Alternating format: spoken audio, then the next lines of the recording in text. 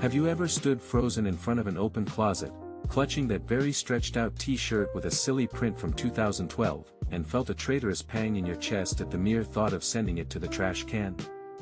It seems like just a piece of worn-out, yellowed cotton that, objectively, should have been turned into a dust rag long ago or simply consigned to oblivion, but for your brain, it's not just fabric, it's a literal high-tech portal to that specific evening on the waterfront when you were absolutely, ringingly happy. We often blame ourselves for the clutter, calling it laziness, disorganization, or even Plushkin syndrome, but in reality, behind every such useless trinket lies a complex and incredibly delicate work of your psyche. Public opinion, fueled by the minimalist aesthetics of social media, keeps telling us that freedom is empty shelves and white walls, while cluttered drawers are a sign of mental chaos and an inability to control one's life. However, reality is much more multi-layered, because for many of us, getting rid of old things feels not like a hygienic procedure for clearing space, but like a painful amputation of a piece of our own biography, as if along with that old movie ticket you are throwing away the very possibility of proving that that event ever existed at all.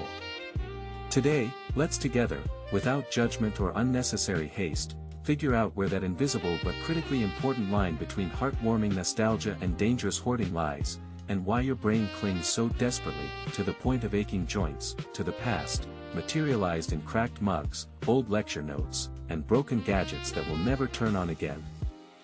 Imagine that our brain is not just a biocomputer for data processing, but a vast, infinite library where, instead of paper catalog cards, physical objects are stored, playing the role of a kind of external hard drive. When your gaze falls on an old, non-functional cassette player or your grandmother's chipped brooch, your amygdala and hippocampus begin their synchronous dance, perfected over millennia, pulling from the darkest depths of memory the smells of rain, the sounds of old songs, and even that specific anxiety or sparkling joy you felt an eternity ago. Psychologists call this the phenomenon of the extended self. We unconsciously, but very firmly, project our personality onto the objects we own, and at some point, the line between "this is mine" and "this is me" blurs completely. If I now throw away this old, rusty, and absolutely useless umbrella, with which we once walked in a downpour with a person who is no longer in my life, won't I also throw away that last thin thread of connection, that grain of memory that still makes me, me?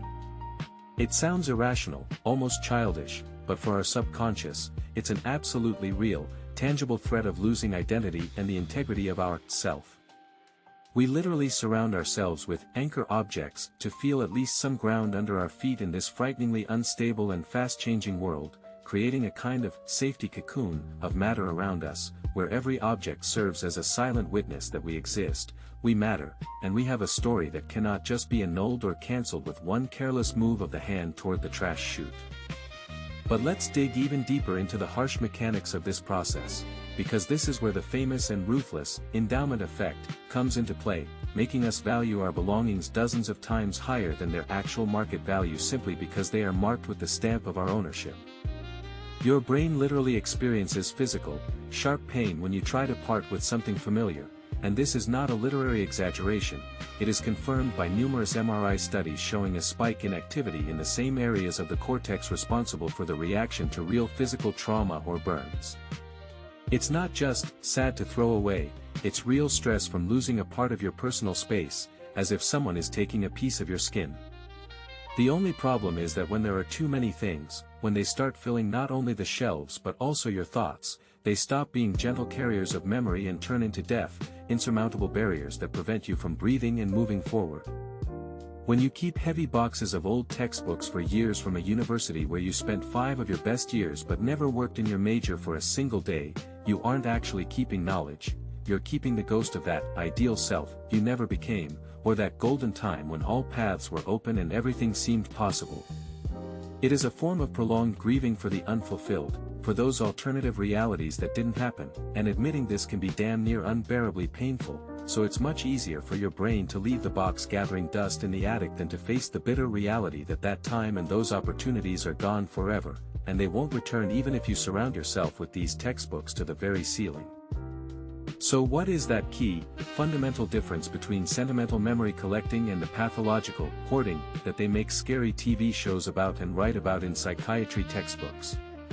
It's all about functionality, control, and the role the object plays in your current day. If your memories, embodied in objects, help you feel connected to your roots, provide a resource in difficult moments, and inspire you, but at the same time you can move freely around your apartment, invite friends over, and not trip over mountains of junk, that is an absolutely normal, healthy human attachment.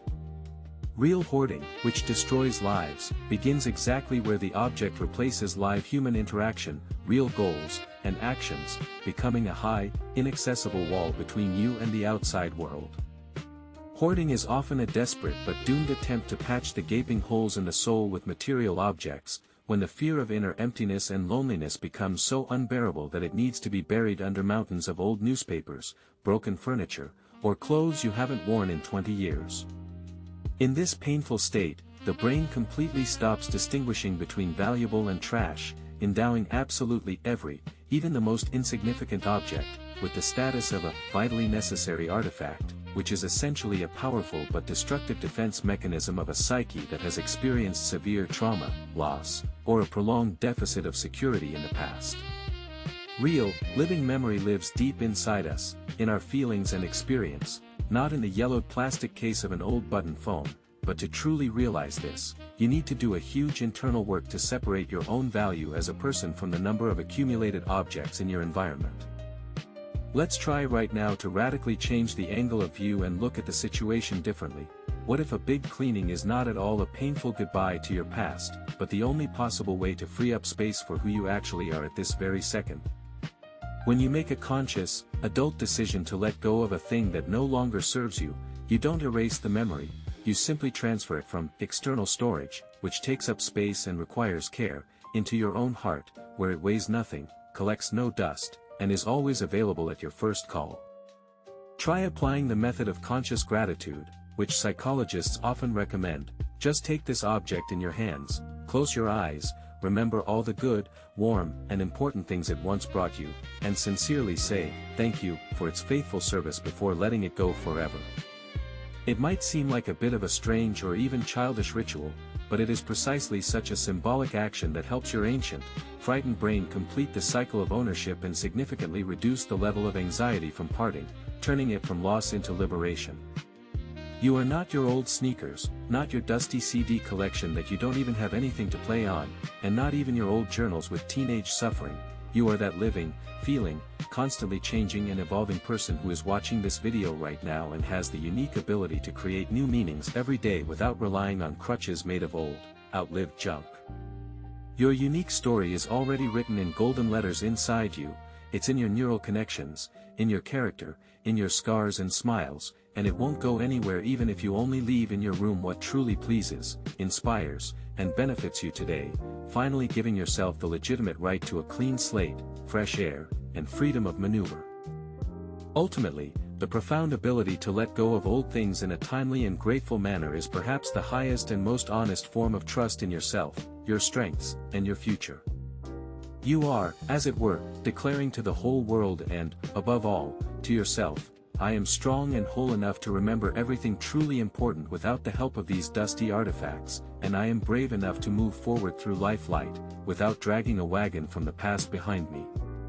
Please, never scold yourself for finding it difficult to decide on this step, because we are all, to one degree or another, collectors of our feelings, hopes, and dreams, embodied in crude matter, and it is this irrational attachment that makes us truly living humans. Start with the smallest thing. Don't try to clear the clutter of decades in one day. Start with one small shelf, one desk drawer, or even one old receipt in your wallet, and you will very soon feel how, along with these extra, dead things, the heavy, year-accumulated mental tension also leaves your life. The freed up space will immediately begin to fill with new energy, fresh ideas, and those very changes you've been waiting for so long, but for which there was simply no room in your safety cocoon. If this video helped you at least a little bit to take a new look at the clutter in your closet or, even more importantly, in your own head, be sure to like it and subscribe to our channel, Mind 2.0, because we still have an infinite number of deep and honest dives ahead into how our amazing, frightening, and beautiful psyche works.